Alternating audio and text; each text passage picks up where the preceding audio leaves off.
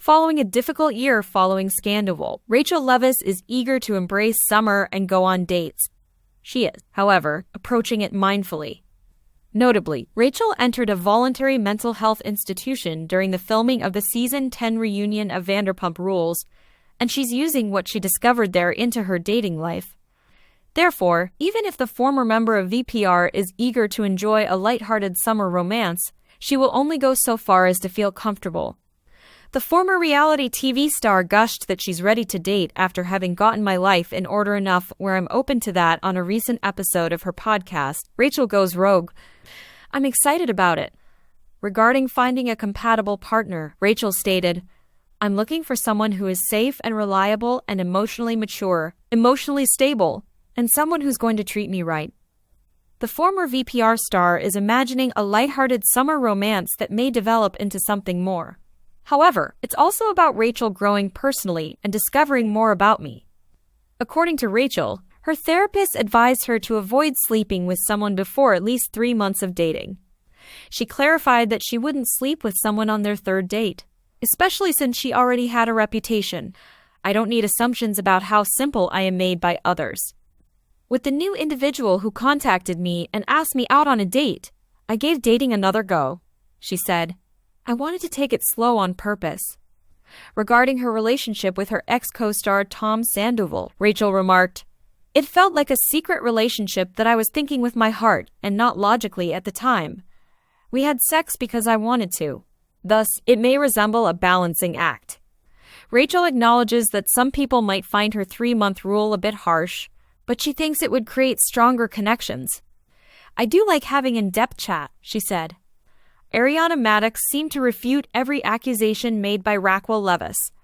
Raquel Leviss claims that Ariana Madix's behavior caused her considerable mental anguish in a statement she submitted in her continuing case against Tom Sandoval and Ariana Madix from Vanderpump Rules. According to In Touch Weekly, Leviss charged Ariana of trying to avoid accountability in the privacy complaint. The actress acknowledged that she had an affair with Sandoval, who at the time was seeing Madix. They broke up because she claimed her co-star had covertly recorded their sexually suggestive FaceTime conversations, which Madix subsequently found out about. Leviss also accused Madix of humiliating her by showing the footage to other people. Even nevertheless, Sandoval refuted every accusation and said that Leviss was attempting to increase her notoriety.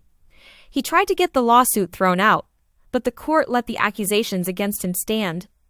Madix is now requesting the dismissal of the accusations made against her. The Love Island alumna vehemently refuted Leviss's claims that she sent the footage to anybody. She claimed to have seen the films by herself in a restroom after discovering them on her ex-boyfriend's phone. The videos were sent to me and no one else. In a declaration submitted with a lawsuit, Ariana said, I also did not distribute, show, or display the videos to anybody else. To be clear, all I saw on camera was the footage of Raquel masturbating in isolated areas. Madix's effort to back out of the litigation was criticized by Leviss's legal team, according to the outlet's first report. Despite Madix's efforts to portray the case in a different light, it is not an assault on her freedom of speech over public issues. Madix does not have the right to free speech to break into her boyfriend's phone and take non-consensual sexual materials with her.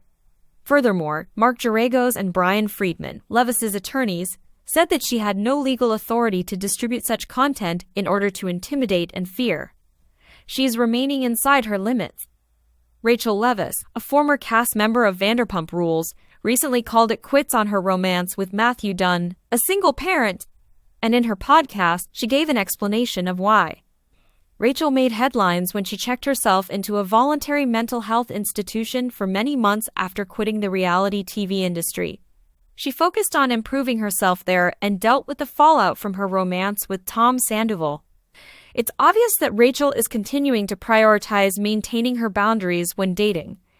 Media outlets were informed that Matthew and the other were dating 2 months prior via a social media post.